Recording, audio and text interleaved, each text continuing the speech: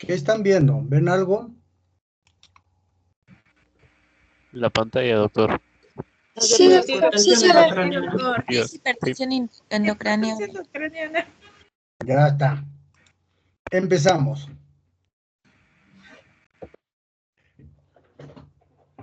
Como pueden observar, ¿dónde estás? Acá estás. Listo.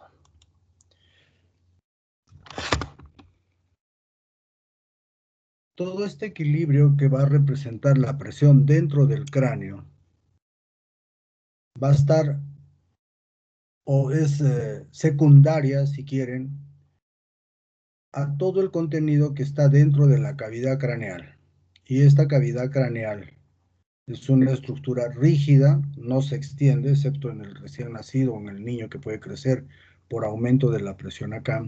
Pero en la persona adulta esto ya no va a expandirse, si quieren, de tal manera que el equilibrio que va a existir dentro de la cavidad craneal va a estar dado por el cerebro, el líquido cefalorraquídeo y el contenido sanguíneo. Entonces, el cerebro ocupa 1.400 centímetros cúbicos, que equivalen al 80% de toda la capacidad craneal. El líquido cefalorraquídeo, 150, que representa 10%. Y el mismo número de centímetros cúbicos y de porcentaje lo va a constituir lo que es la sangre. Entonces, cerebro, líquido y sangre están en una armonía, en un equilibrio, y la presencia de manera normal de estas tres estructuras dentro de la cavidad craneal es lo que va a ser una presión intracraneal normal. Entonces, acá ya hay unas alteraciones. Miren este lado, esta es una tomografía de un cerebro normal, donde pueden observar los ventrículos, los plexos coroideos, las partes posteriores del ventrículo, el parénquima cerebral, en blanco el hueso. Acá hay un poquito de líquido cefalorraquídeo en la parte anterior, se ven algunas circunvoluciones. Este es un cerebro, si quieren, normal. Pero en la imagen de acá arriba ya pueden observar lo que acá viene a ser la línea media. Acá hay un desplazamiento de la línea media por la presencia de un contenido sanguíneo. Entonces acá hay todo un hematoma que está desplazando inclusive a la línea media. Por lo tanto, significa que la presión que está normalmente determinada por el equilibrio de estas tres estructuras intracraneales ya se altera, porque acá la cantidad de sangre que existe ha aumentado notoriamente. Tanto así que el ventrículo está desplazado, y fíjense, el ventrículo acá está crecido. Miren el tamaño acá, miren acá. Lo mismo sucede en la imagen de abajo. Acá tienen una presencia de una tumoración. Está incrementando la presión intracraneal. No pueden ver acá ya los ventrículos. Y acá arriba correspondería a lo que significa, por ejemplo, un proceso infeccioso, de tal manera que toda la estructura cerebral está con edema. Y este edema, pueden ver, borra las circunvoluciones normales que hay. Miren el tamaño de los ventrículos. Estos ventrículos están colapsados. Comparen con este. Y comparen con la otra forma. Todos los ventrículos están dilatados. Esta es una hidrocefalia. Todos estos cambios, si quieren sangre, si quieren el contenido de la neurona, con edema, la presencia de una masa o el incremento de la cantidad de líquido cefalorraquídeo dentro de los ventrículos, va a generar una ruptura del equilibrio de la presión dentro del cráneo, y a esto vamos a llamar hipertensión intracraneana o hipertensión intracraneal. Entonces, acá tienen las cuatro, digamos, los cuatro orígenes que van a explicar las formas, cómo se rompe el equilibrio. Entonces, tenemos el edema cerebral, los trastornos de la circulación del líquido cefalorraquídeo, las lesiones expansivas y la obstrucción del drenaje venoso. Estas son 4 razones por las cuales se va a incrementar la hipertensión endocraniana. Entonces, el edema cerebral es más que el aumento del contenido y del volumen del tejido nervioso. Entonces, aumento del volumen o del contenido, obviamente del tejido nervioso. Y va a reconocer 3 formas: el edema cerebral vasogénico, el citotóxico y el edema intersticial. Sigamos. El edema vasogénico. Este no es más que el aumento de la permeabilidad celular con alteración de la barrera hematoencefálica, y este edema vasogénico es el que se observa en los procesos traumáticos craneales, en las neoplasias o en los procesos infecciosos. En este esquema vasogénico se caracteriza la salida de proteínas al espacio extracelular. Entonces, esta es una forma de edema cerebral, que estas serían las razones por las cuales hay una salida, y las causas que originarían el problema vasogénico son traumáticas, neoplásicas o infecciosas. El edema cerebral de tipo citotóxico es el aumento del líquido en las neuronas, en las células gliales y en las células endoteliales. En este problema, la fisiopatología de este edema vendría a ser una insuficiencia de la bomba de sodio con retención de sodio. Y estas edemas citotóxicos se observan en los fenómenos hipóxicos, los fenómenos anóxicos o en los cuadros tóxicos cerebrales. Y el edema cerebral intersticial es el escape del líquido cefalorraquídeo hacia el tejido periventricular. Este escape periventricular de líquido es el que se va a observar en la hidrocefalia, como han visto en el primer gráfico, o en el llamado pseudotumor cerebral. Entonces, acá tienen una neoplasia generando todo el edema. Esta es la neoplasia, y el edema viene a ser toda la imagen lipodensa, o sea, la oscura que está alrededor. Acá también se observa un desplazamiento de la línea media con colapso del sistema ventricular. Acá también tienen otro proceso tumoral. Acá tienen un fenómeno de tipo anóxico con edema. Y acá tienen una hidrocefalia marcada, bilateral, asimétrica. Entonces, ya hemos visto al edema cerebral como responsable del aumento de la presión intracraneal. Ahora vámonos a los trastornos de la circulación del líquido cefalorraquídeo. Como pueden observar, en azul está el componente líquido cefalorraquídeo, que va bañando toda la estructura, siguiendo una secuencia de fluido, y baña no solo al sistema nervioso cerebral, sino también va a bañar a todo lo que es la columna, desde la parte que acá se observa hasta la parte final, incluyendo las raíces de la cola de caballo. Entonces, cualquier trastorno de la circulación del líquido cefalorraquídeo va a llevar a una obstrucción del líquido cefalorraquídeo o una dificultad a la absorción. Entonces, se entiende que estos trastornos o es porque el líquido se obstruye o hay una dificultad para absorber este líquido. No olviden que se tiene aproximadamente 380 centímetros cúbicos de líquido cefalorraquídeo. Y de estos 380 se van cambiando incluso hasta 3 veces en un mismo día. Por lo tanto, que es rápidamente producible un aumento de los ventrículos si se obstruye en alguno de los sitios donde el líquido está circulando o con una producción normal hay una dificultad en la absorción del líquido cefalorraquídeo. Entonces, cuando se obstruye el líquido cefalorraquídeo va a haber dilatación ventricular por encima del obstáculo. Esto va a darse en la hidrocefalia obstructiva o en la hidrocefalia comunicante. Típico ejemplo. Fíjense el tamaño ventricular.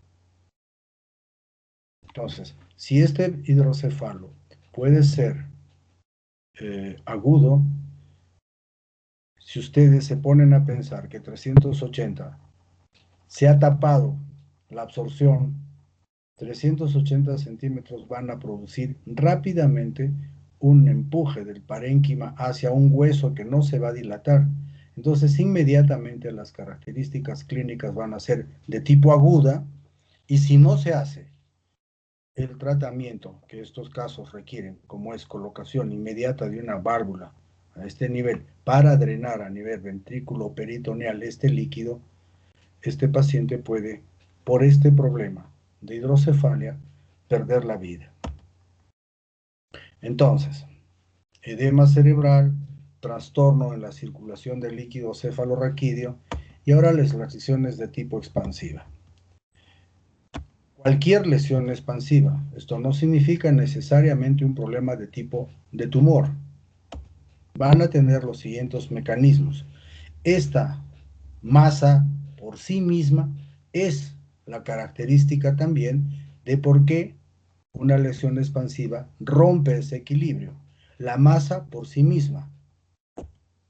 El edema cerebral que genera esta masa, por ejemplo, un tumor, el mismo tumor por sí mismo rompe el equilibrio de la hipertensión o de la presión intracraneal. Pero esta masa, tumor por ejemplo, también tiene edema cerebral y esto también contribuye al incremento de la presión intracraneal. O este tumor va a producir una obstrucción del drenaje venoso y estos tres mecanismos son los responsables de secundarios de las lesiones expansivas que van a llevar a la hipertensión endocraniana o intracraneal. Tumor con edema que colapsa ventrículo. Un tumor puede llevar a una hidrocefalia. ¿Por qué? Porque ha crecido, ha tapado un ventrículo o ha tapado al cuarto ventrículo de tal manera que los ventrículos empiezan a dilatarse. Entonces ahí tienen los mecanismos fisiopatológicos por qué una masa, una lesión expansiva, por la masa, por el edema y por la obstrucción del drenaje venoso son responsables de una hipertensión endocraniana. Ahora, si resumimos ya en conjunto, el aumento de la presión intracraneal, como han visto, por ejemplo, en el caso de la hidrocefalia, del tumor, en el cual se desplaza el tejido contra una estructura que no se va a dilatar, que es el cráneo, va a llevar a un sufrimiento de todo el sistema nervioso central. Esto va a ser responsable ¿de qué? De todos los trastornos de la esfera psíquica que el paciente va a presentar. El aumento de la presión intracraneal va a dilatar, va a generar tracción de vasos, meninges y de nervios. Entonces, este es el mecanismo fisiopatológico que va a llevar a lo que ustedes van a escuchar en el paciente. Y el paciente por esto se va a quejar ¿de qué? De cefalea. El compromiso de los centros cardiorrespiratorios que va a generar el aumento de la presión intracraneal va a llevar a fenómenos bradicárdicos, hipertensivos, la respiración de Cheyne-Stokes o a paro respiratorio. Este aumento de la presión intracraneal va a generar edema del laberinto y este es el mecanismo por el cual el paciente va a referir vértigo. Seguimos, este aumento va a irritar el centro emético y este es el mecanismo que el paciente va a referir o va a presentar que es el vómito. Y finalmente el aumento de la presión intracraneal va a traer el edema de papila, que es lo que ustedes van a observar acá. Acá tienen un fondo de ojo normal. Las venas son más gruesas si quieren que la arteria. Y esta es la papila. En la papila van a confluir el sistema venoso arterial. Entonces pueden ver el borde de la papila. Es un borde claro, es un borde definido. El edema de la papila es esta imagen que se ve. No hay un borde definido. Y pueden ver ya una especie de imagen completamente anormal en todo de lo que significa esa normalmente redondeada imagen de la papila. Y acá ya pueden ver pues un edema de papila tan severo que ya se ha perdido hasta la visión de los vasos que confluyen en la papila.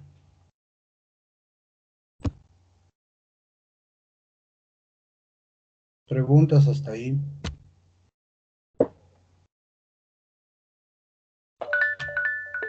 No, doctor. Entonces vamos a pasar a hacer los síndromes sensitivos. Denme un segundito para cambiar de... Exacto. La otra persona va a estar como que, no, no, no, se encaprichar. Yo Por eso no también me... voy a encaprichar. ¿Por qué no apagas tu celular, tu micrófono?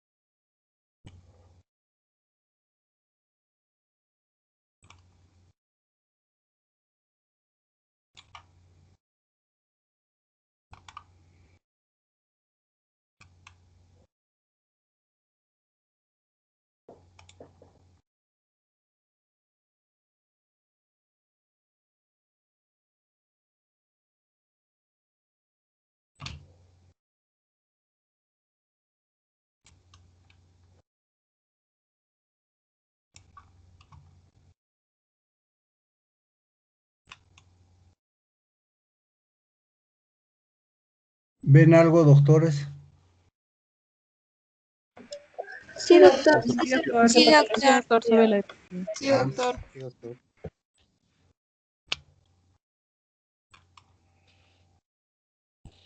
Este cuadro lo van a observar repetidas veces porque hay que entender esto, que es los mecanismos por los cuales se originan las distintas enfermedades, lo que permite explicar por qué ocurren los signos y síntomas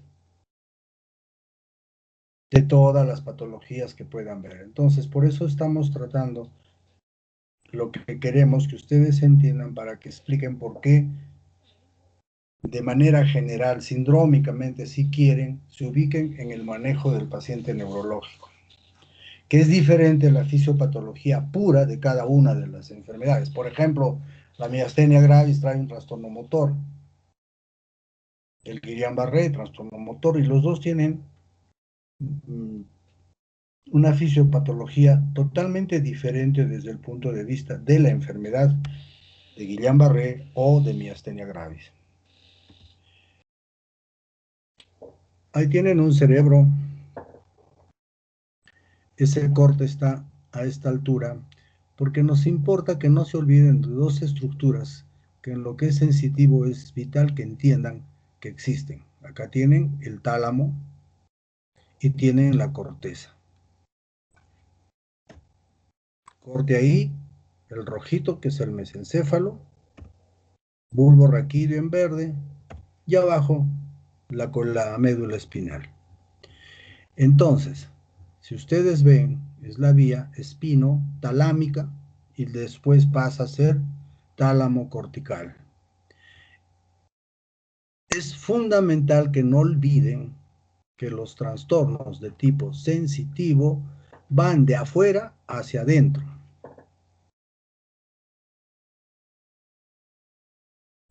Las vías motoras van de la corteza hacia afuera. Las sensitivas van de afuera a la médula, médula tálamo y tálamo corteza. Entonces, ustedes acá tienen un corte en que van a ver la corteza, el tálamo, mesencéfalo, bulbo y médula. Entonces, la información sobre lo que es el dolor y la temperatura, como pueden observar ahí, empieza en una primera neurona que está llevando la información desde los receptores que tienen que ver con el dolor y la temperatura. Es una, digamos, una primera neurona. Llega al segmento medular que le corresponde y decusa en ese segmento medular y sube por el tracto espinotalámico lateral, por toda la médula. Acá tienen una segunda neurona. No van a confundir con lesión de primera o de segunda neurona. Esta corresponde a una segunda neurona de la vía sensitiva. Entonces, va por el lado contralateral al que está llevando la información. Si esto es izquierdo, entonces la información sensitiva del lado izquierdo del cuerpo llega a la médula, cruza en el mismo nivel y sube por la médula, por el tracto espinotalámico lateral, espino talámico, médula, espino, y llega al tálamo. Acá en el tálamo se sucede una serie de fenómenos en los cuales se va a discriminar qué tipo de información está llegando acá. Esta discriminación se puede hacer desde la calidad de la información sensitiva hasta la intensidad. Entonces, esta intensidad, el tálamo discrimina de tal manera que puede decir hasta acá este estímulo no genera daño y hasta acá este estímulo es dañino y lo vamos a tener en la siguiente vía, sube en la corteza, hacemos conciencia de que este estímulo sensitivo que ha llegado y ha sido discriminado por el tálamo simplemente es un algodón que nos está tocando o es una aguja que nos está haciendo daño. Entonces, esta neurona sensitiva que va a llevar dolor y temperatura decusa en el mismo nivel, sube por nivel medular, llega al tálamo, se discrimina y de ahí va a la corteza donde uno hace conciencia de este estímulo. En cambio, el tacto o la información propioceptiva y la vibratoria es diferente.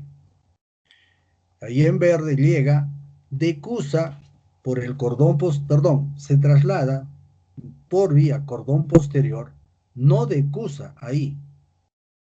O sea, se va por el mismo lado. Y la decusación la hace a nivel del bulbo. La otra vía, si recuerdan, venía acá y decusaba acá y luego subía.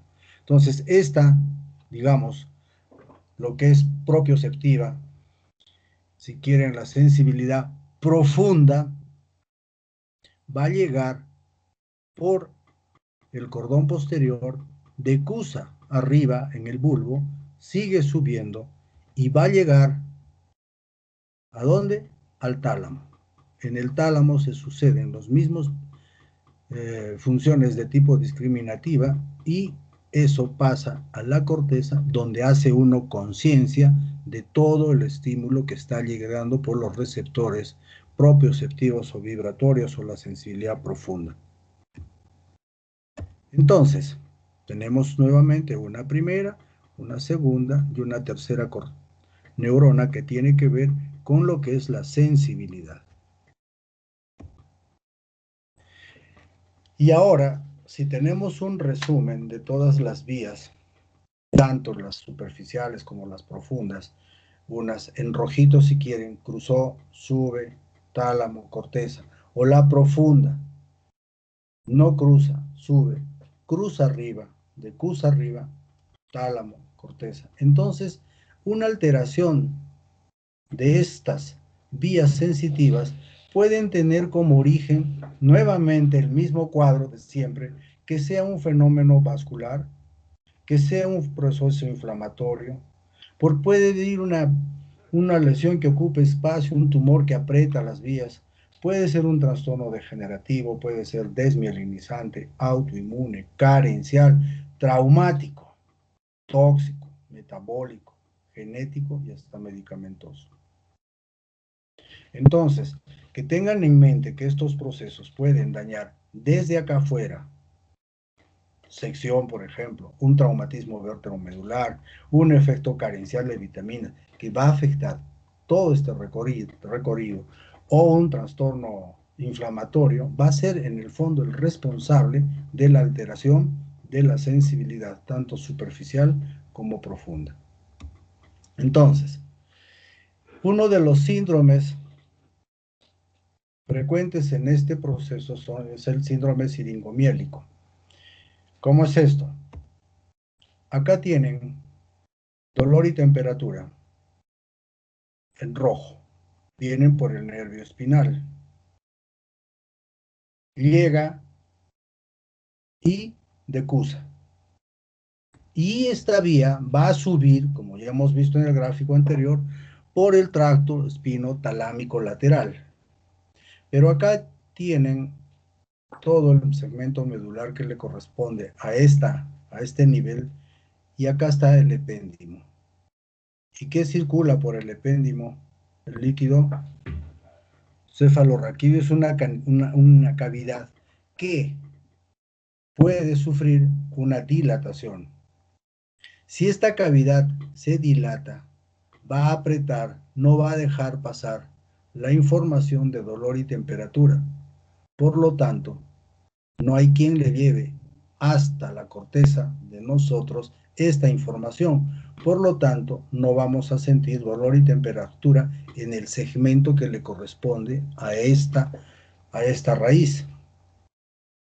Pero, si acá se ha graficado esta raíz, imagínense derecha, que va a cruzar al lado izquierdo, por el mismo nivel está sucediendo lo mismo con la fibra del otro lado, que viene hasta acá, decusa y sube. Por lo tanto, una alteración a este nivel, ¿qué va a traer? Una lesión en o alrededor del canal central, es el síndrome siringomiélico, lo que hemos visto en el gráfico, que va a comprometer las fibras de dolor y temperatura, que es segmentaria y que va a tener la pérdida de la sensibilidad termoalgésica bilateral en los dermatomas que le corresponde. Y esto es lo que va a suceder. Depende qué dermatoma se ha tenido, el paciente va a tener sus manifestaciones en barra, si quieren. Y esto por lesión o por interrupción de la vía, porque el conducto ependimario se ha dilatado. Entonces, es segmentaria y el paciente va a referir que existe un compromiso tanto del dolor y de la temperatura en un segmento como en el gráfico que han visto. Lesión de la columna dorsal o las lesiones tabéticas. Entonces, obsérvense dónde está la lesión. Y acá, como han visto, se suceden la información de lo que es la sensibilidad profunda y el tacto.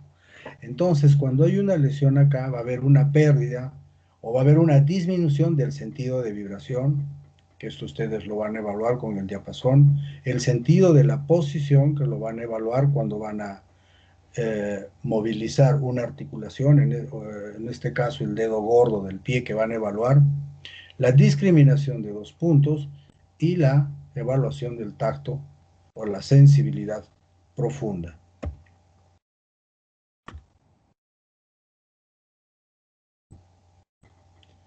La misma gráfica, solo que ahora van a entender qué pasaría con una lesión a este nivel. La sensibilidad térmica está disminuida, sensibilidad dolorosa disminuida, es contralateral debajo de la lesión. ¿Correcto? Si regresamos y tenemos en mente este cuadro y se imaginan la lesión ahí, lo que se está afectando es la vía espinotalámica lateral, que tiene que ver, en este caso, derecha-izquierda, con la información que viene del otro lado. Decusó y acá no puede trasladarse hacia arriba porque esta vía está alterada. Por eso les dice acá que hay toda la sensibilidad térmica y dolorosa, está disminuida, pero en la zona contralateral y por debajo del nivel de la lesión.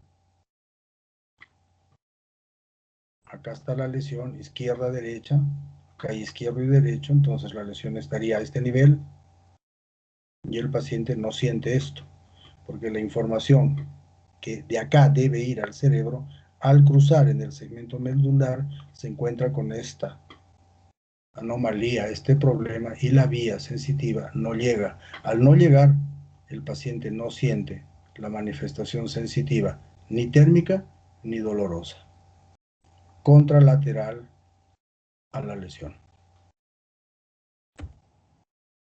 Hemisección medular o el síndrome de Brown-Séquard.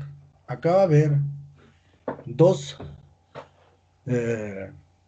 manifestaciones que son claras. La primera, va a haber signos ipsilaterales, o sea, del mismo lado. Cuando hablamos de hemisección medular, quiere decir que se ha lesionado, se ha cortado, si quieren, la mitad de la médula. Entonces van a haber manifestaciones del mismo lado, del corte de la médula.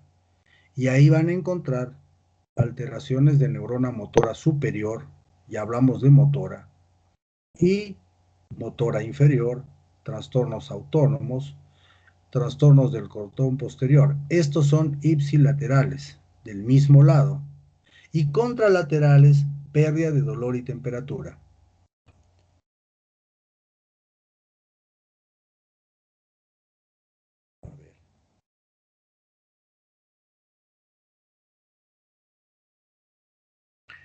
Si usamos esto, imagínense que todo esto izquierdo se ha lesionado, todito.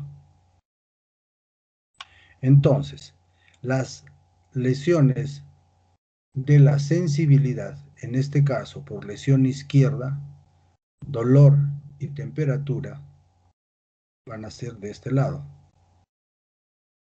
o sea, contralaterales. Pero a este nivel está bajando toda la información motora, que ya decusó en las pirámides arriba. Por lo tanto, la manifestación motora va a ser de este lado. Entonces, sensibilidad de este lado, en lo que se refiere a térmica y dolorosa, y motora de este lado. Y la sensibilidad profunda, como estas lesiones de este lado izquierdo, y las vías vienen por acá, suben y luego cruzan, entonces esta lesión no va a afectar a las vías sensitivas profundas de este lado, como lo hace con la tórmica y la dolorosa, sino lo va a hacer del otro lado. Entonces tienen lesión térmica, dolorosa de este lado, trastorno motor de este lado y trastorno sensitivo profundo de este lado, todos debajo de la lesión. ¿Quién ocasiona todo este problema? Nuevamente lo mismo. Es vascular, inflamatorio, lesión, tumor degenerativo, desmielinizante, autoinmune, carenciano, metabólico, tóxico, etcétera, etcétera. ¿Está claro? Sí, doctor. Muy bien. A ver, hagamos una votación rapidita. Son 6:40. Tenemos tiempo hasta las 7:30. Hacemos un tema más ahora y que quiero también consultarles. En el sílabus no está la epilepsia. Y me interesa que sepan de epilepsia. Podemos hacer epilepsia ahora y ya mañana hacemos lo que es motor y lo que es ACV. o quieren todo hacerlo mañana. Motor ACV y epilepsia y bueno, es viernes y descansan. No sé, quiero que me digan, yo tengo listo para hacer las dos cosas.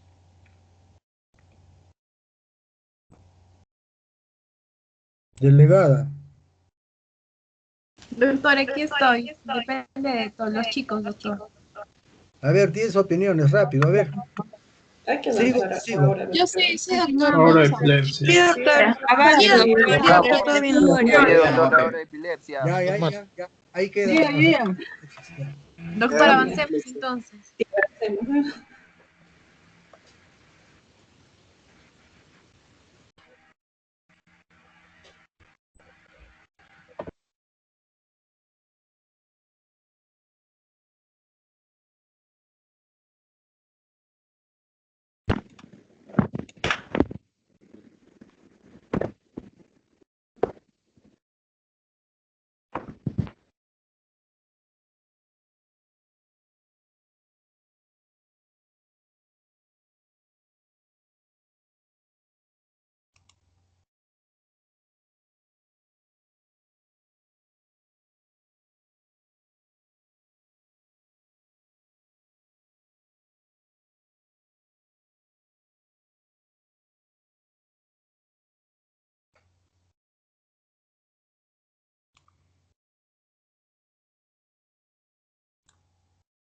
¿Ven que dice epilepsias? Aún no, doctor. Aún no, doctor.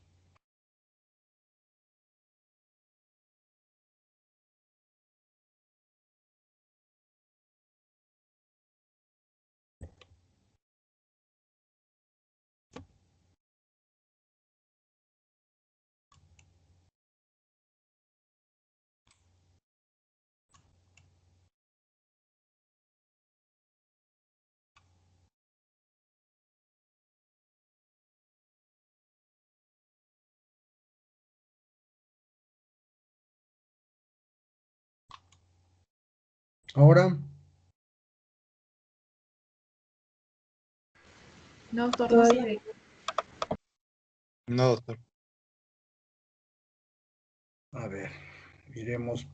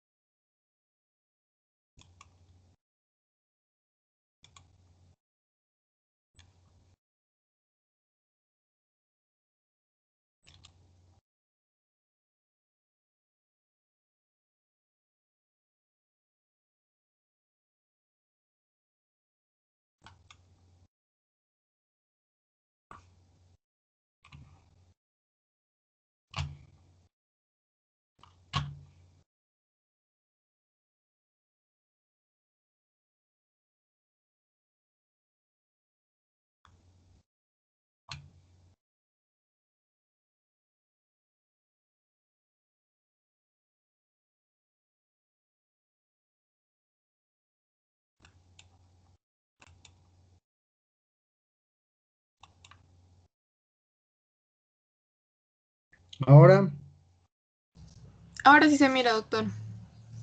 listo.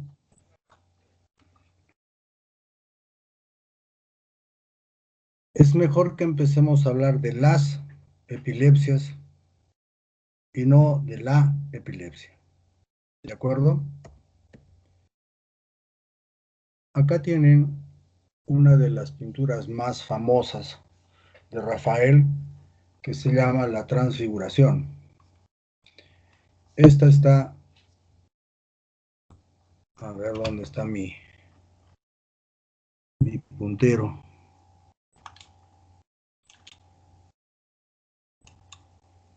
Está dividida en dos partes, ¿no? se supone que este es Mateo, este es Marcos y este es Lucas. Y Cristo está ascendiendo al cielo. Pero en la parte inferior, la gente señala a un muchacho que, si ampliamos, es lo que en ese tiempo llamaban un muchacho lunático, o que en el fondo no era más que un paciente o un enfermo de epilepsia. Entonces, en los evangelios de Mateo, de Marcos y de Lucas, se habla como la posesión del demonio o la presencia de un mal espíritu en este niño. De tal manera que a partir de esa fecha existe toda una especie de ocultamiento de los pacientes que tenían este problema, porque esto era un castigo divino y era la representación real de que, bueno, como pareja, como esposo, como sea, he sido castigado y me han mandado un hijo con un problema de tipo de posesión, de diabólico o etcétera, como castigo a mi mala conducta. Entonces, desde esta fecha es que los pacientes con epilepsia empiezan a sufrir hasta la actualidad todo el problema que representa esto y que vamos a seguir viendo. Entonces, para entender lo que es la epilepsia, tienen que empezar a entender qué cosa es una crisis cerebral. Y una crisis cerebral, doctores, no es más que un ataque de origen cerebral que va a afectar a una persona que se encuentra en aparente buen estado de salud y que se va a caracterizar por la presencia de fenómenos anormales, súbitos, transitorios, pero de tipo motor, sensitivo, sensorial, autonómico o psíquico. Y estas son la consecuencia del resultado de una disfunción cerebral, que es transitoria, que es parcial o que puede ser generalizada. Entonces, todo estos son las definiciones o las características de lo que es una crisis cerebral. Ahora bien, acá tienen las distintas formas o las más frecuentes o las que se requiere que conozcan de crisis cerebrales. Entonces ustedes van a tener crisis cerebrales epilépticas, vasculares, hípnicas, tóxicas, metabólicas, anóxicas y psíquicas. En consecuencia, doctores, no olviden que todas las crisis epilépticas son crisis cerebrales. Pero no todas las crisis cerebrales son epilépticas. Entonces, si ustedes van a enfrentar a un paciente que tiene epilepsia, tienen que conocer este mecanismo por el cual sucede la crisis cerebral de tipo epiléptica y encontrar también o tener en su archivo, en la memoria, todo lo que es crisis cerebral, pero que no es epiléptico. Y esto, a Dios gracias, nuevamente está volviéndose a usar el término de los trastornos paroxísticos no epilépticos. Entonces, una crisis epiléptica, acá tienen un dibujo del tiempo de Netter y que para fines académicos como ahora tiene un valor importante. ¿Por qué? Porque pueden observar en rojo, este es un estímulo simple que tiene una actividad excitatoria. Y como pueden observar, parte de la corteza hacia las zonas subcorticales, y ahí se va a encontrar en azul con la actividad inhibitoria. En consecuencia, esta actividad excitatoria cortical es inhibida por la actividad subcortical inhibitoria en azul. En consecuencia, el paciente está tan tranquilo, tan atento, no se está durmiendo como en este momento ustedes están. Entonces, si hacemos un estudio electroencefalográfico, vamos a encontrar que cada parte del cerebro tiene un trazado sui generis, diferente, y a esto se va a llamar asincronía. Y esta sincronía es la característica de la actividad bioeléctrica de su cerebro en este preciso momento. En cambio, si este estímulo, que es acá un estímulo simple, es un estímulo de gran intensidad o es un estímulo repetido, la actividad excitatoria va, no olviden, corteza hacia adentro, va a superar a la actividad inhibitoria en azul, cuerpo calloso, y se va hasta el otro lado y tienen una crisis generalizada de la familia de las epilepsias. De tal manera que si ustedes toman un estudio electroencefalográfico, todos hacen prácticamente lo mismo en el estudio electroencefalográfico, y a esto se llama hipersincronía, y esa es la característica principal de la actividad bioeléctrica de una crisis convulsiva. Entonces, una crisis epiléptica es la alteración repentina de la función del sistema nervioso central a causa de una descarga eléctrica paroxística de alto voltaje, de frecuencia elevada o de frecuencia baja, pero sincrónica. Esto va a llevar a la aparición transitoria de signos y o síntomas provocados por una actividad neuronal anómala, excesiva o simultánea a nivel cerebral. Entonces, ahí tienen un trazado electroencefalográfico normal. Entonces, todo lo que es pares es derecho y los impares es izquierdo. Entonces van a encontrar, este es el punto frontopolar izquierdo, con A1, que es la oreja izquierda. Esa diferencia de potencial de acción, si quieren, esa diferencia va a verse reflejada en el trazado de esta manera. El lado derecho a la misma altura también van a encontrar que se parece mucho. Entonces hay una simetría entre un lado y el otro, pero si comparan esta actividad anterior con esta actividad posterior, evidentemente hay una diferencia entre esto y esto. Este es el ritmo beta y este es el ritmo alfa.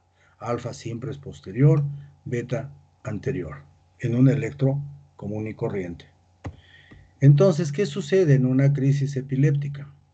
Acá ya observan como una descarga, acá otra vez generalizado, y hasta que todos hacen exactamente una actividad generalizada. Y si pueden observar en la parte de arriba, van a poder ver un complejo de onda, punta, onda, punta, onda, punta. 3 complejos, punta, onda, en un segundo. Y esa es la característica del trazado electroencefalográfico de una crisis de ausencia.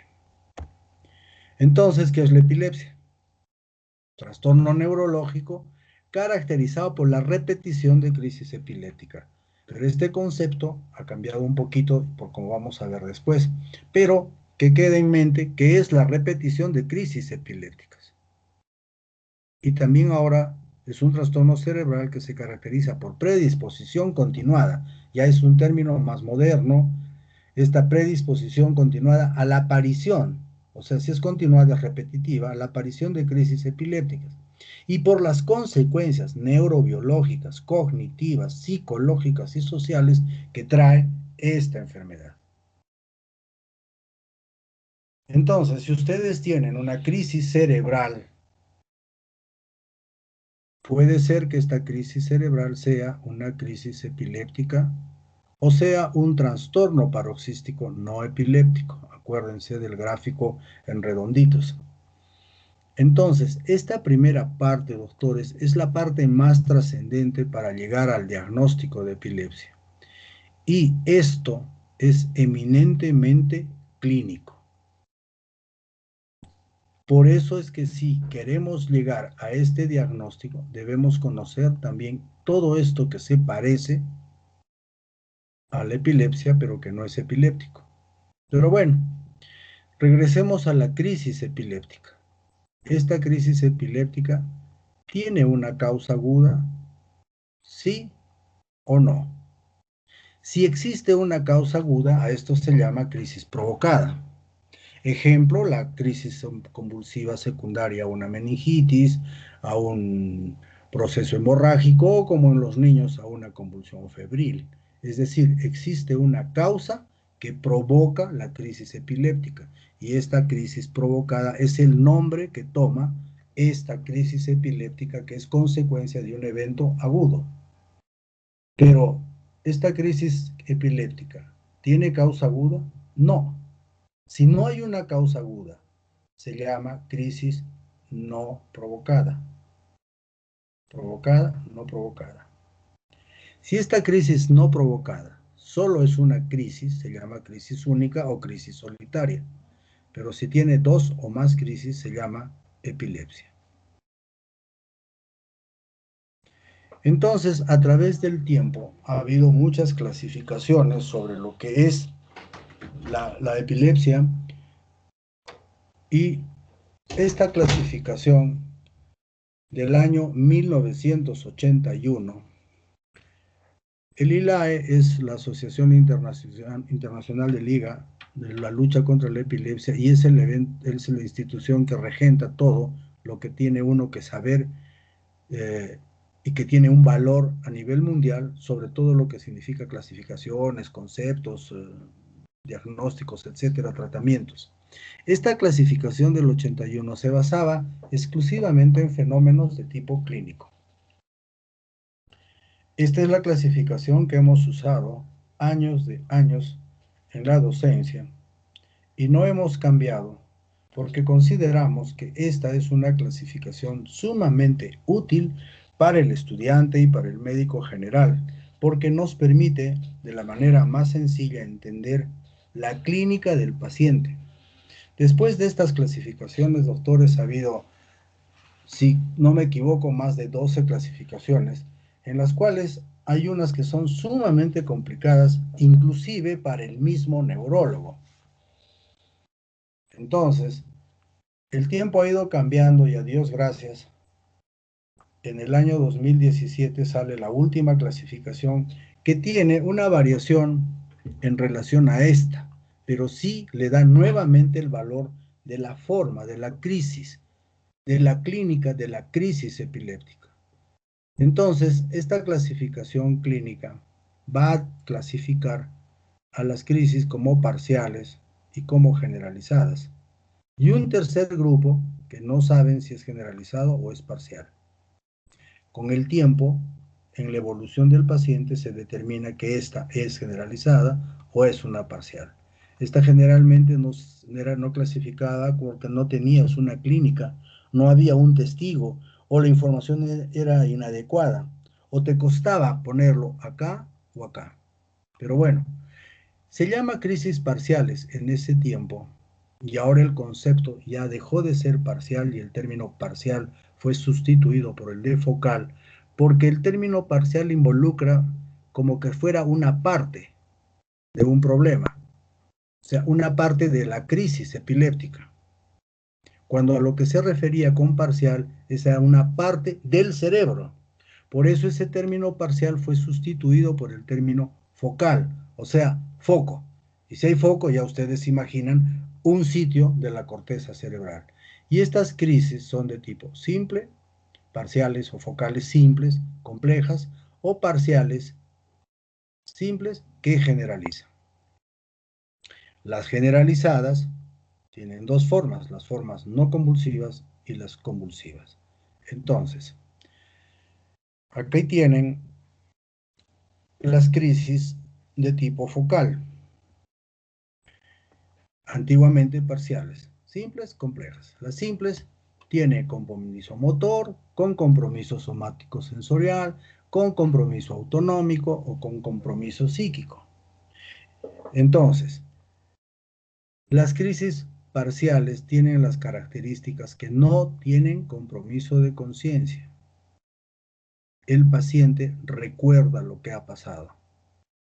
Entonces, estas crisis focales simples con signos motores, acá tienen el homúnculo motor, empieza a descargar la actividad eléctrica y el paciente ya empieza a presentar movimientos en la hemicara contralateral, que luego va a ir bajando al brazo y luego a la pierna. Y estos eran crisis que en un tiempo se llamaban las crisis de tipo jacksonianas, o sea, la mitad de la cara,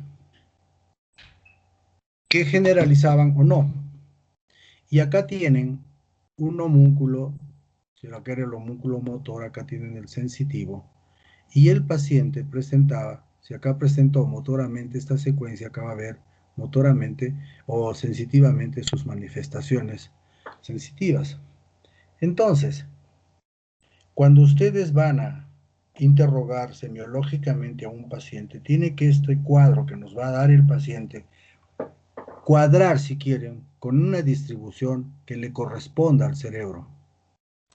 Y ya que estamos hablando ahora de la parte sensitiva, es bueno que comprendan que hay manifestaciones sensitivas, si ustedes quieren, en positivo y manifestaciones sensitivas en negativo. Las manifestaciones sensitivas en negativo es pues la disminución de la sensibilidad, lo que se llama hipoestesia. Y la ausencia de la sensibilidad es la anestesia.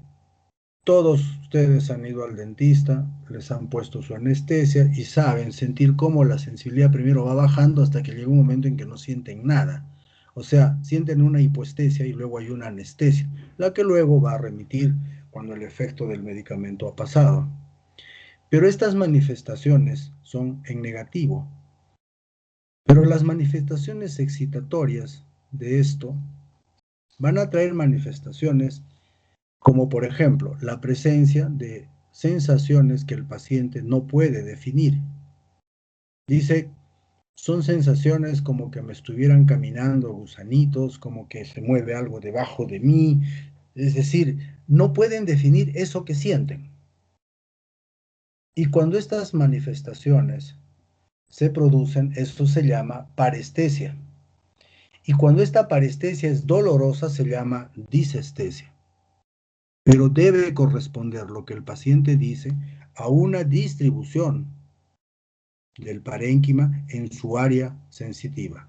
Entonces acá tienen crisis motoras simples, tienen crisis sensitivas simples. Las focales simples, pero para recordar, no tienen compromiso de conciencia. El gráfico anterior son parciales simples con compromiso motor y sensitivo. En cambio, acá ya van a tener ustedes una manifestación de una crisis ahora focal, sensitiva y autonómica. Y las sensitivas, acá tienen el área visual. Entonces, cuando las manifestaciones, en este caso visuales, acuérdense lo que comentábamos de las áreas primarias y secundarias. Si la manifestación es en el área, es decir, dispara la crisis epiléptica, se sucede la crisis epiléptica en el área visual primaria, el paciente va a referir visión de lucecitas, visión de rayitos. Pero si la manifestación epiléptica va a partir en el área secundaria, el paciente va a referir la visión de paisajes, caras, o como en este gráfico, ¿no? Es decir, ya no es una visión de una estructura no elaborada, ya viene a ser una manifestación visual elaborada, dependiendo si va a partir del área primaria o del área secundaria. Si eso sucediera en el área auditiva, el paciente que va a descargar la crisis en el área auditiva primaria va a escuchar pitos, zumbidos, pero si el fenómeno epiléptico va a partir del área secundaria auditiva, el paciente va a escuchar música, va a escuchar voces, va a escuchar poemas. Si nos vamos a este lado, el paciente, cuando tiene crisis olfatorias, acá han puesto un zorrillo, pero el olor que el paciente más frecuentemente ha reportado que huele es un olor a jeve quemado. Si tenemos las crisis de tipo vegetativo o autonómicas, el paciente va a referir sensación de náusea, molestia abdominal, sudoración fría. Y cuando las crisis son del área gustativa, lo que el paciente más va a referir es la sensación a tener un metal en la boca. Entonces, acá tienen otro grupo de ejemplos de lo que son las crisis parciales simples, o mejor ahora, crisis focales simples. Todas estas crisis no tienen pérdida de conciencia. Pero, si seguimos con la clasificación, las crisis parciales o focales complejas, acá hay ya un compromiso de conciencia. Pero este compromiso de conciencia no es que el paciente se cae, pierde la conciencia, sino que realiza toda una actividad. En este caso el paciente se está vistiendo, en este caso la señora está secando un plato, pero toda esta actividad que han hecho este par de personas, el paciente no recuerda, no tiene conciencia del hecho que acaban de hacer. A eso se le llama crisis parcial compleja.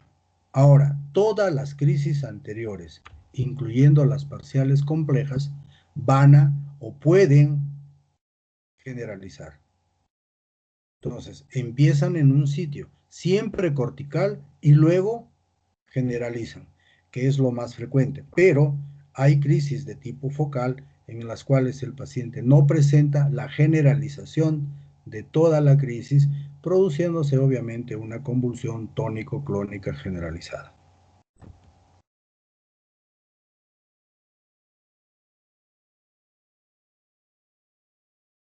Las crisis generalizadas son no convulsivas y son convulsivas. Las no convulsivas, ahí tienen las ausencias típicas, las ausencias atípicas, las crisis atónicas, las crisis aquinéticas.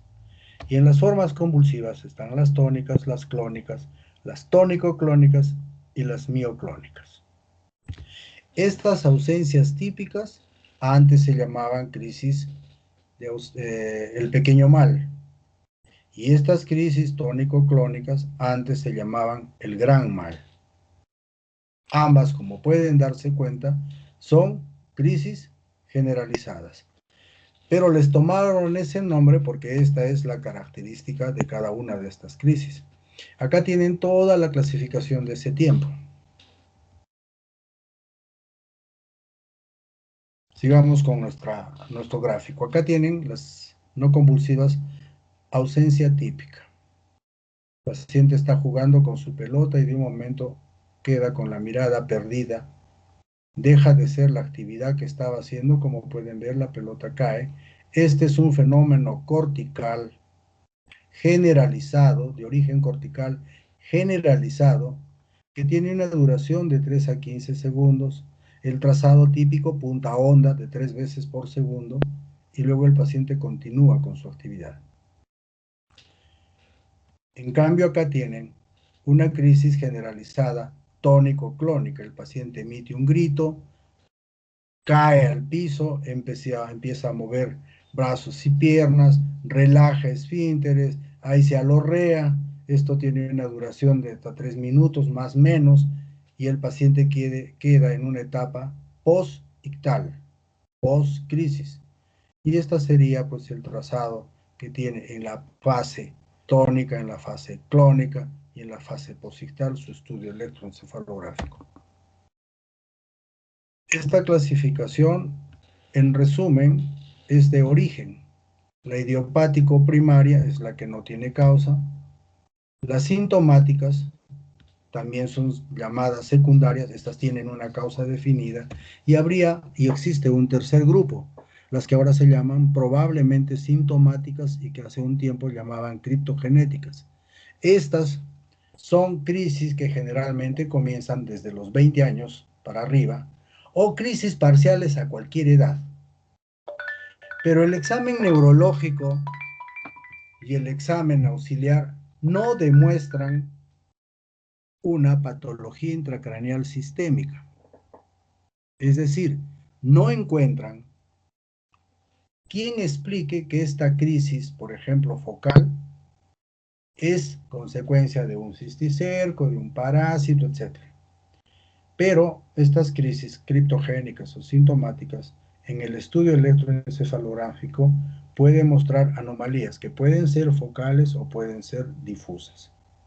Entonces, este es un paciente, en resumen, con clínica focal, pero que los exámenes auxiliares hasta ese momento no demuestran una patología que explique la focalidad de esta crisis clínica.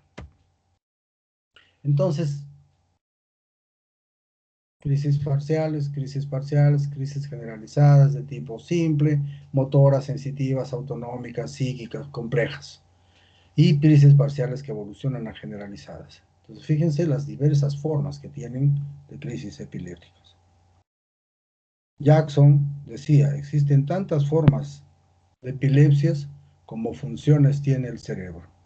En consecuencia, este resumen de ese tiempo del 81 reconoce a todo este tipo de crisis epilépticas en un afán de sintetizar las distintas formas de epilepsia que existen. La semiología de las crisis, buscar signos y síntomas, deben conocer, plantearse la localización, dónde está la lesión, quién es el causante de esta crisis. Para eso hay que buscar si existe una causa que pueda ser probada o no hay causa. Considerar la frecuencia de crisis y otras opciones o condiciones médicas asociadas, donde es importante encontrar algo en la exploración neurológica, generalmente no se encuentra nada, y en los exámenes auxiliares. Esta es la clasificación del año 2017. Inicio focal, inicio generalizado, inicio desconocido. Y las crisis focales, con o sin compromiso de conciencia, o inicio motor o inicio no motor, focal a bilateral tónico-clónico, o sea, esta es una crisis focal que pasa a ser tónico-clónico generalizada. Estas son crisis focales, o lo que eran parciales. Las generalizadas, motores o tónico-clónicas, otro tipo de motoras. No motores, ausencias. Y las crisis de inicio desconocido pueden ser cualquiera de estas, pero que en realidad no conoces el inicio, si fue focal o fue generalizado. Y siempre queda un cuadrito donde están las crisis no clasificadas. Este ya es el desarrollo de cada una de las formas de crisis de la clasificación actual. Y ahora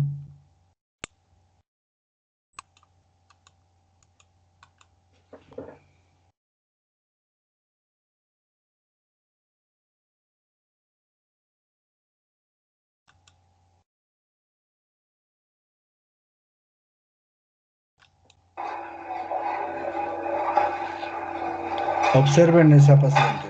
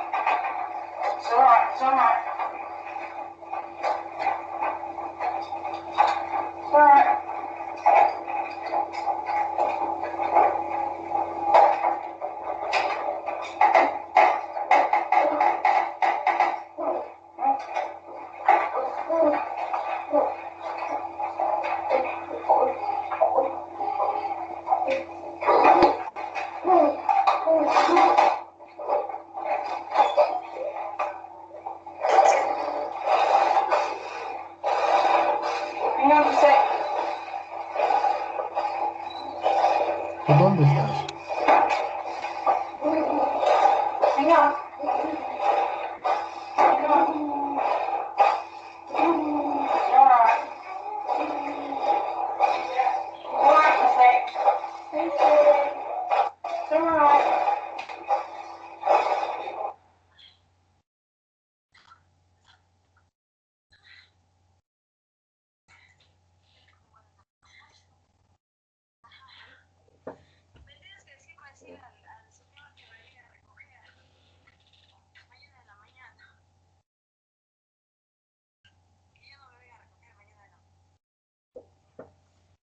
Entonces, esta es una crisis generalizada.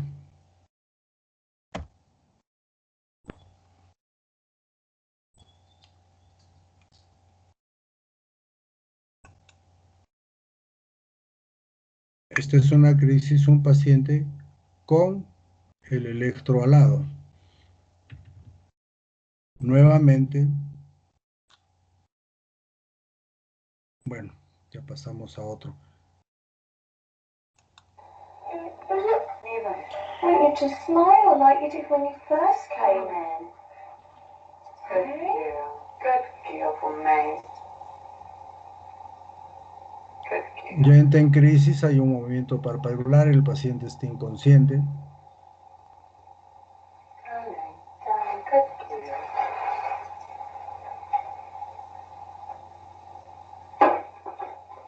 Ya hace conciencia.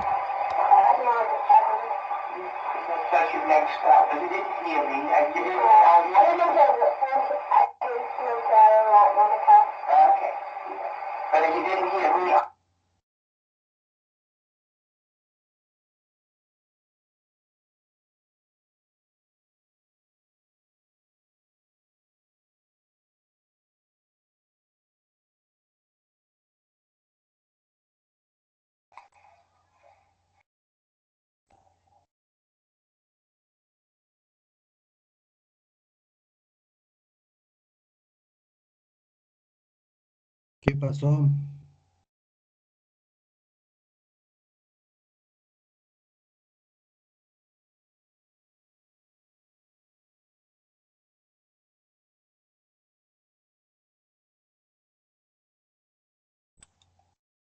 Esta es una crisis mioclónica.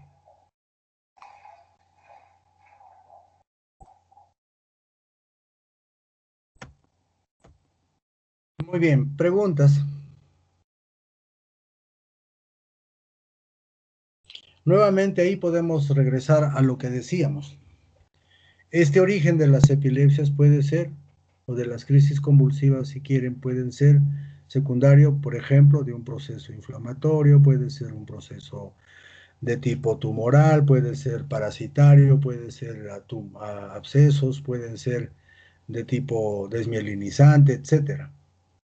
Cada uno tiene una propia fisiopatología como proceso, como entidad, y las crisis epilépticas de los pacientes que no tienen ningún tipo de problema, tomografía, resonancia, normales, o sea, no hay una causa estructural, la fisiopatología se va a reducir a una facilidad neuronal que muchas veces es genética para generar crisis convulsivas, cuyo cuadro clínico, doctores, va a depender dónde empieza la crisis epiléptica y si generaliza o no. Muy bien, doctores. Creo que la mejor manera de preguntar es si lo hacen por escrito, porque son mucha gente para escuchar muchas preguntas o no escuchar ninguna. Además, no los veo y ustedes no me ven.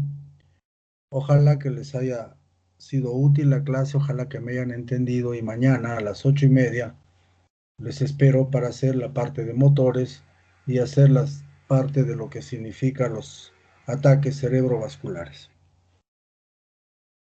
Muy bien, hasta mañana. Doctor, ¿Sí? ¿podríamos consultar, o sea, la clasificación que se debe usar, o sea, actualmente? ¿Esta? ¿Aló? No veo nada en la pantalla, doctor. ¿Ya no hay nada? No. Doctor, nos ha compartido su pantalla. A ver, espérenme.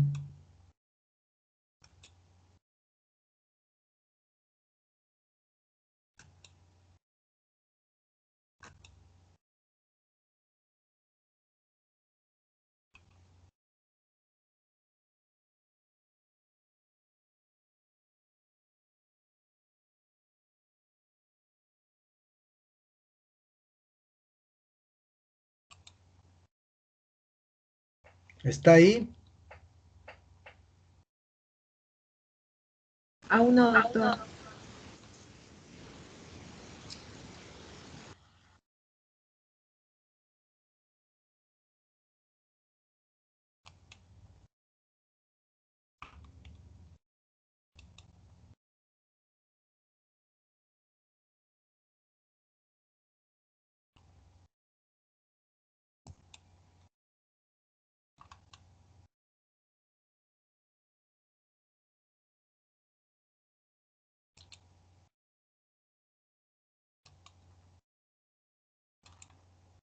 ¿Ahora? Nada, doctor.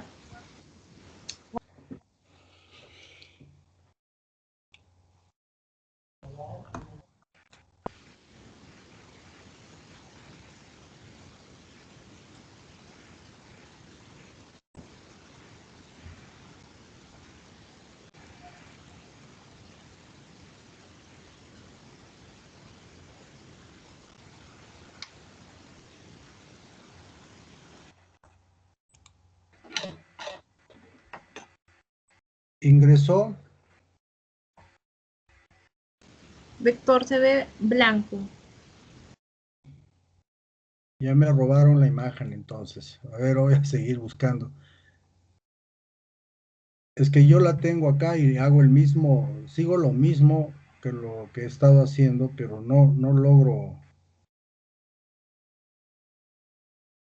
A ver.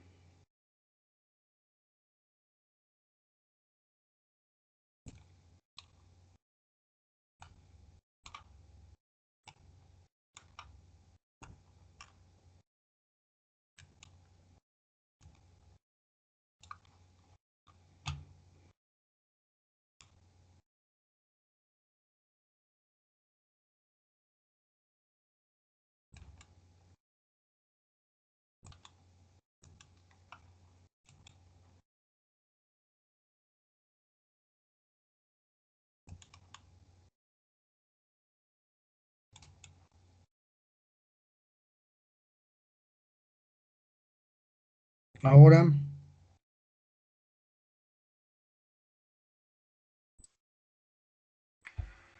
Doctor, se ve... Ahora sí, ya está compartida la pantalla.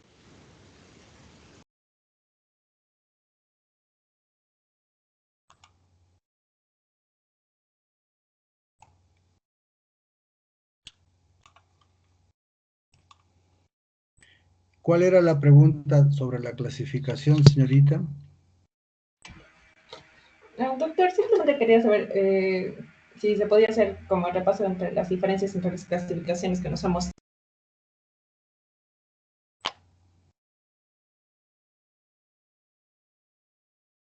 ¿Aló? O sea, ¿cuál sería la clasificación de más utilidad? Es que doctor me han silenciado como 2 veces ya, pero bueno, en simples palabras eso mejor. Mira, la clasificación que yo les sugiero que la usen es la primera que hemos visto. Esta. Miren el año. O sea, tiene 30 años. Pero nadie supera esta. Es más, ahora que van a hacer prácticas, o pregúntenles a los colegas o cuando hagan, que les hablen de la clasificación del 2017, yo les apuesto así mi cabeza que no la conocen a la del 17. Todos han trabajado con esto. Doctor, en la pantalla solo veo sus archivos de Hours. No sé si es más o menos. ¿Y ahora qué hago? Pero es la primera entonces clasificación, ¿cierto, doctor? Sí, sí me acuerdo. Esta del 1981, es que miren, La primera. mira, Cuando empieza, ya no usaremos, pues, mientras sigo buscando cómo hago para que cuando vean la clasificación. Cuando empieza el fenómeno de hacer las clasificaciones, deben recordar que la parte que estaba, ¿cómo les digo? ¿Cómo se enfocaba a raíz del problema que hubo bíblico? Y todavía esto va a una historia un poco más antigua, ¿no? Por ejemplo, la epilepsia era la enfermedad sagrada. Hipócrates decía, es tan sagrada como cualquier otra, pero tomó ese nombre por un hecho medio anecdótico, ¿no? Una casta de faraones tenía epilepsia. Entonces, ¿cuál era la diferencia entre yo, simple poblador del Egipto, y ese faraón que tenía contacto con Dios? Asumían que las crisis convulsivas era el momento en que el faraón entraba en contacto con Dios.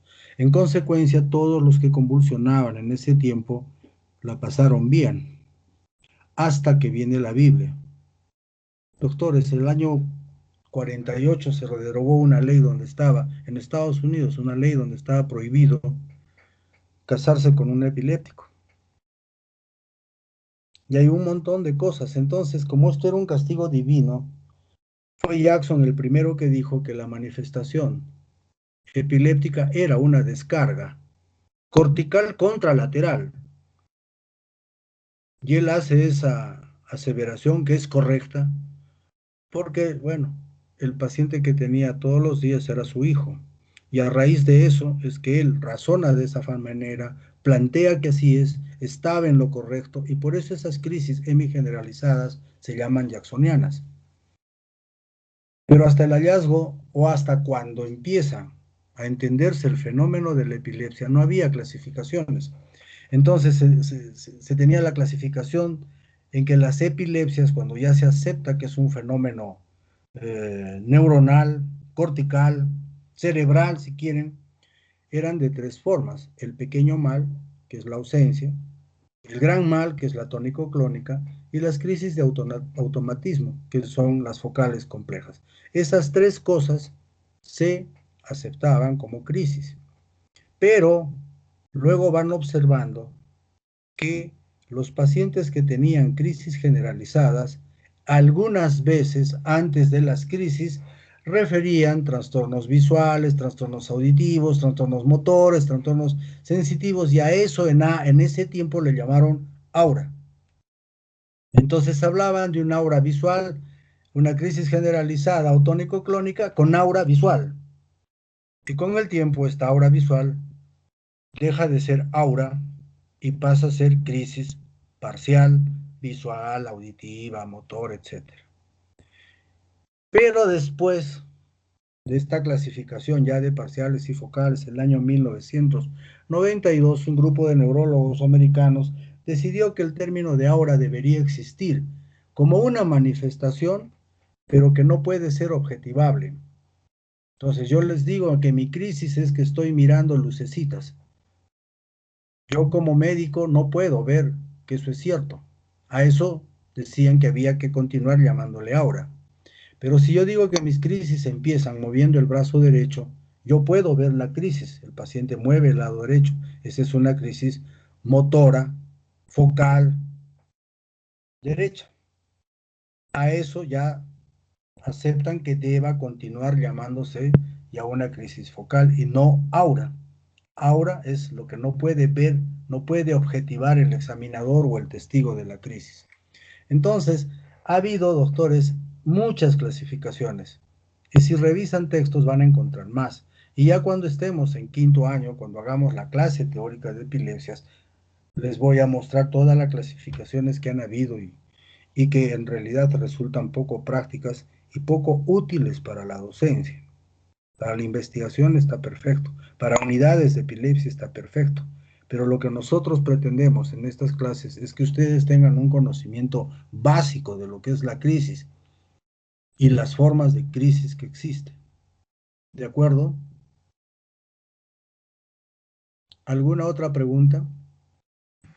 Gracias, doctor. Sí, doctora, hay una en el chat. y nos dice en qué casos de epilepsia es recomendable realizar una lobectomía. A estas alturas en ninguno. La lobectomía es sacarle todo un lóbulo. Entonces, eso se daba en otros tiempos cuando las crisis eran completamente intratables, ¿no? Ahora tienes una gran diversidad de medicamentos y la cirugía de la epilepsia ya no es hacer lobotomía, pues ya no es sacarse todo el lóbulo. Ahora haces la ubicación del foco epiléptico y eso es lo que resecas. ¿De qué me sirve sacarle todo un lóbulo izquierdo y lo dejo hemipléjico y afásico y con toda seguridad va a seguir convulsionando?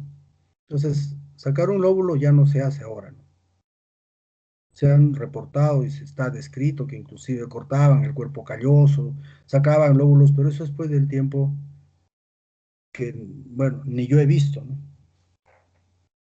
Otra pregunta.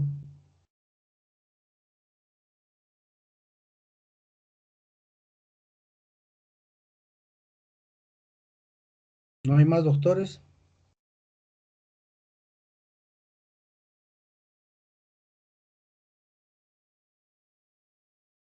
¿Aló? Doctora, hay otra. Y dice Dime. así, los tratamientos en epilepsias focalizadas en el mismo para todas o varían dependiendo del área afectada. Miren, las crisis focales como focales tienen medicamentos que tienen mayor utilidad. Por ejemplo, actualmente hay textos que reportan que la carbamazepina es más útil que, por ejemplo, el fenobarbital o la fenitoína para las focales. Un ejemplo, las crisis focales son sensibles, por ejemplo, a medicamentos modernos como el levetiracetam. Sí.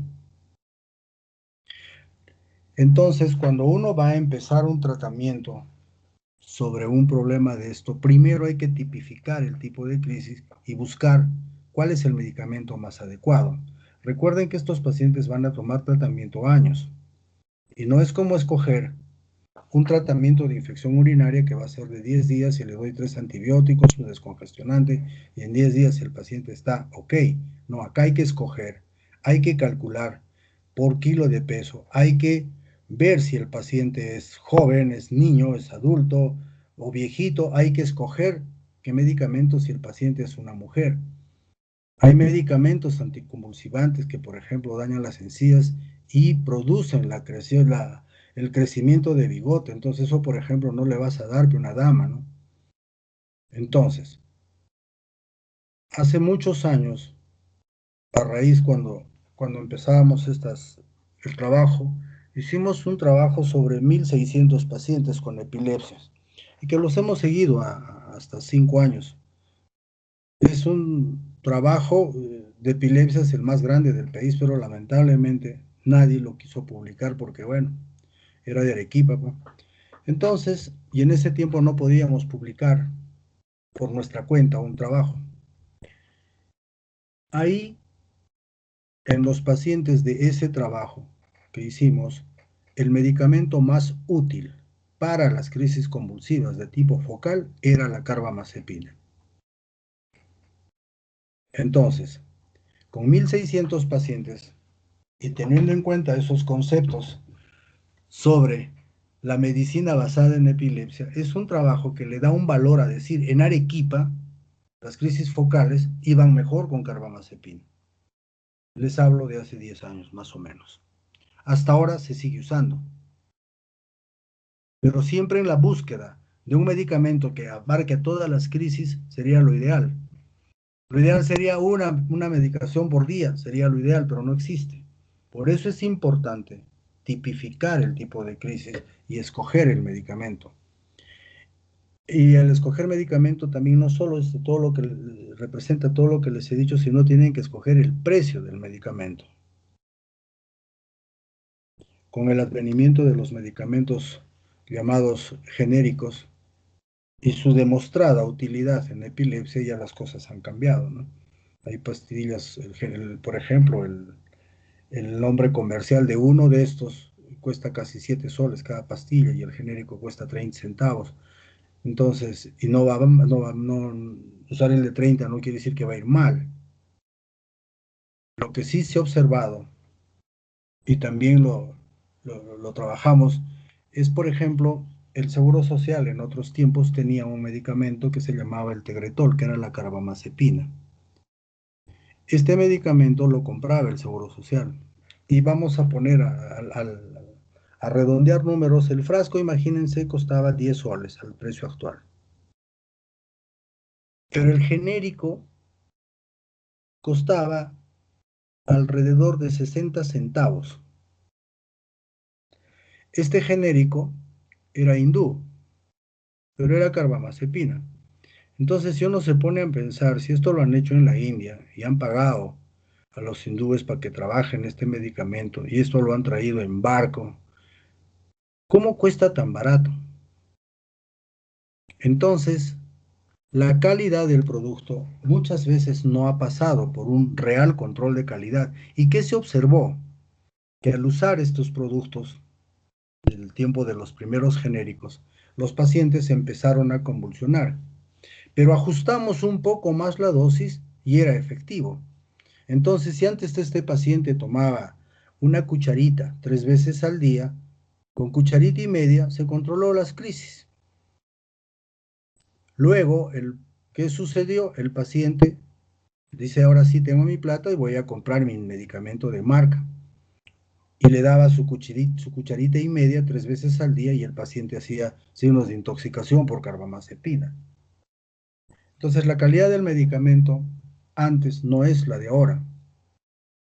Ahora hay medicamentos y estás obligado por ley a usar el nombre comercial.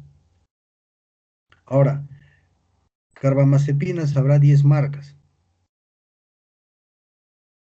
Al final llegamos a todo un problema porque el que va a escoger qué marca le va a dar al paciente es el vendedor de la farmacia que no ha estudiado ni un capítulo de lo que significa un medicamento y él escoge qué medicamento le va a dar al paciente.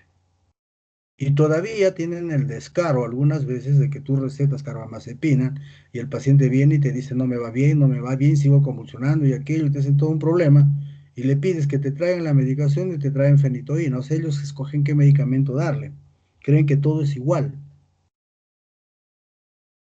Felizmente ahora hay un poco más de control para el respeto de la receta, explicarle al paciente que no le den, no escoger la marca, sino que no le den otro medicamento, que en este caso le das carbamazepina, que le den carbamazepina, que no le den fenitoína o valproato, o que le van a decir que es lo mismo, sino que respete el nombre genérico del paciente, del producto. ¿Qué más, doctores? Doctor, hay otras dos preguntas. La primera dice, doctor, buenas noches. En un momento vi una gran pérdida de sangre generada, convulsiones. ¿A qué se debe?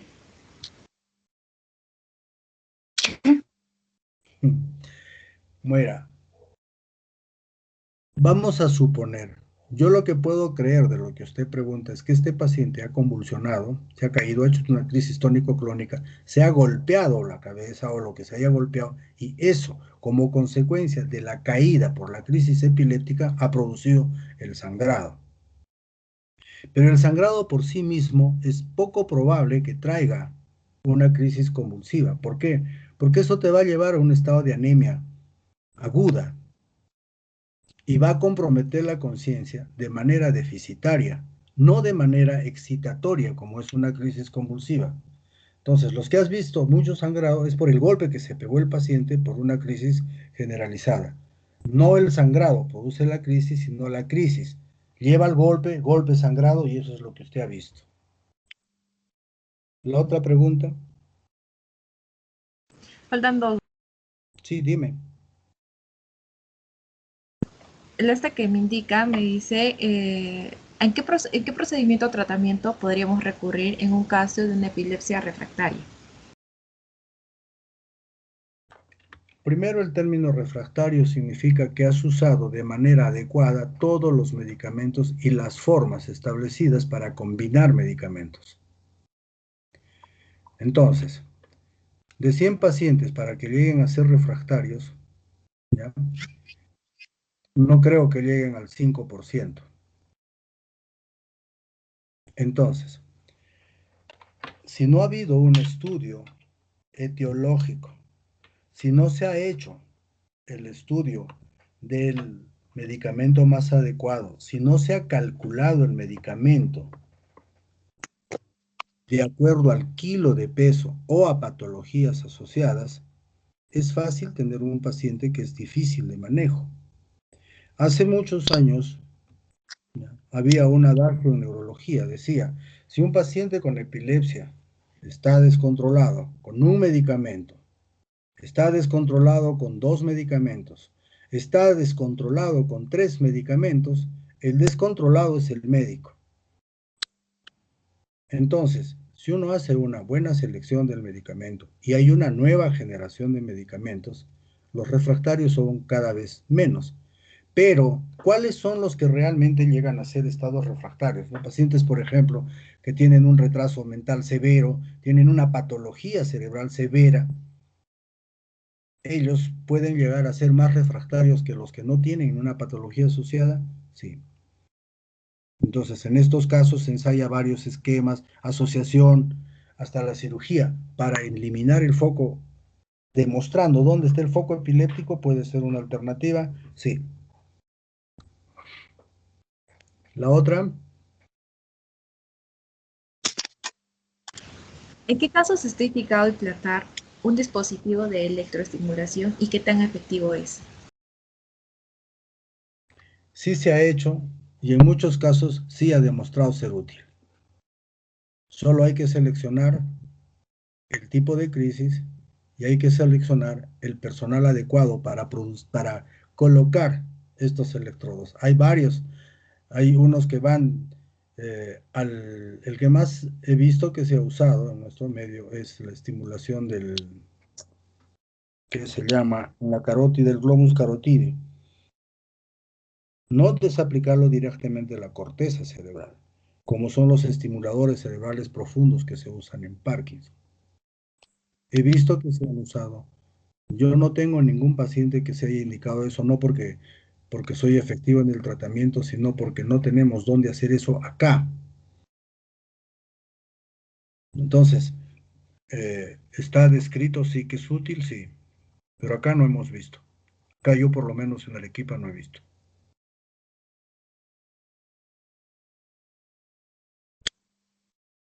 La otra.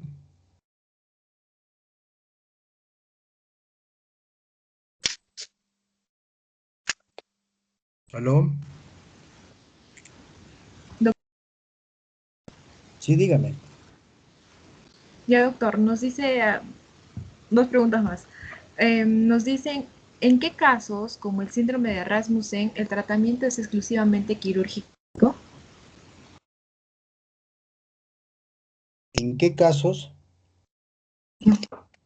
Como el síndrome de Rasmussen, el tratamiento es exclusivamente quirúrgico.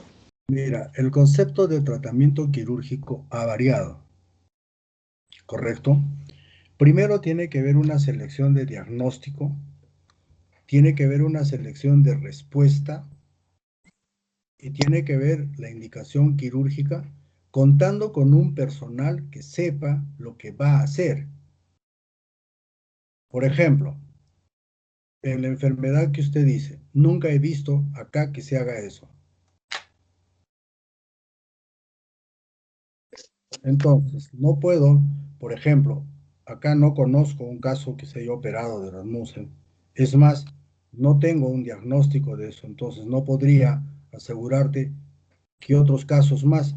Lo que sí hemos visto que se ha operado no han sido casos como los que usted propone o dice, sino casos focales, secundarios a algo, generalmente tumores, por ejemplo, pequeños, que estén en zonas que no involucren la movilidad o el lenguaje, y sí se ha sacado y ha mejorado la parte clínica de las convulsiones.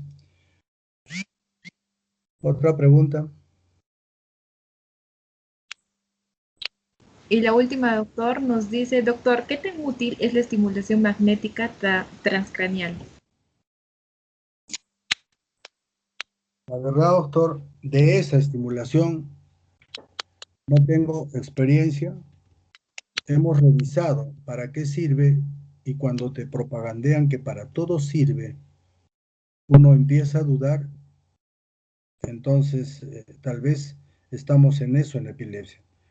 Pero si, primero en Arequipa no he visto un equipo así, en Lima creo que hay 2 o 3, y cuando este proceso, este procedimiento de estimulación es usado, por ejemplo, yo he recibido información de los que en Lima tienen, que sirve para Parkinson, que sirve para epilepsia, que sirve para demencia, que sirve para mejorar el ACV, y han puesto hasta la migraña ahí. Uno duda porque los mecanismos de producción de estas distintas enfermedades son variables. Pero me agrada esa pregunta porque voy a volver a revisar, porque hace tiempo que no reviso ese equipo, y creo que no se ha tenido mucho éxito porque no hay respuesta.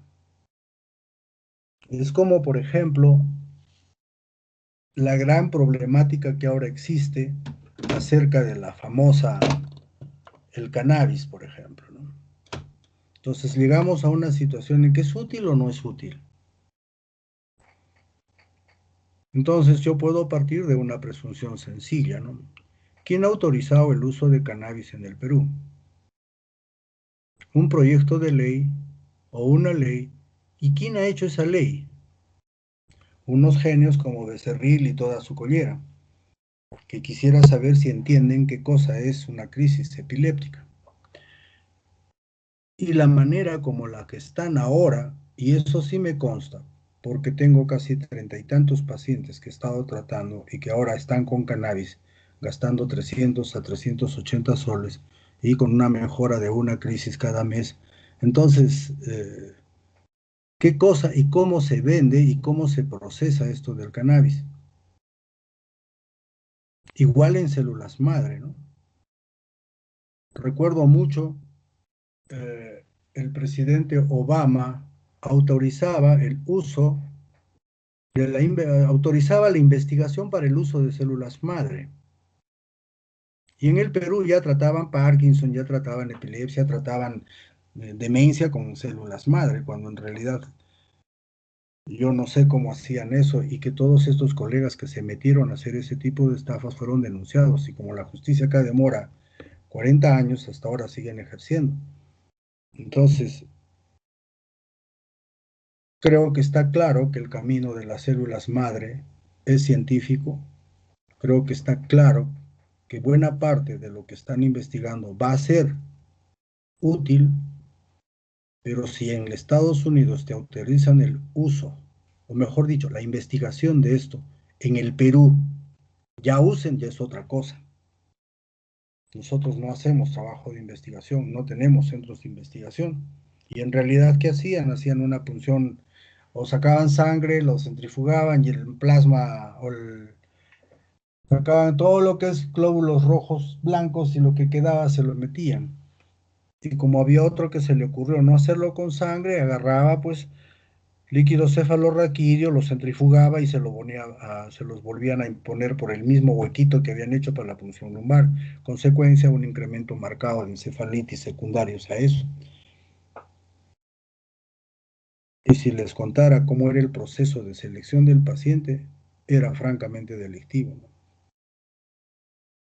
Entonces, en ese aspecto creo que esto de la estimulación como pregunta, voy a revisarlo, pero por los efectos por las consecuencias que no se observan, creo que no han servido en epilepsia. ¿Hay algo más, doctores? No, doctor, eso sería todo por hoy, creo. Si no hay otra pregunta, creo que no. Muy bien, doctores. Mañana 8:30 nos vemos. Ok, doctor. Hasta mañana. Cuídense, hasta mañana. Hasta mañana, doctor. Hasta mañana, doctor. Hasta mañana, doctor. Hasta mañana, doctor. Hasta mañana.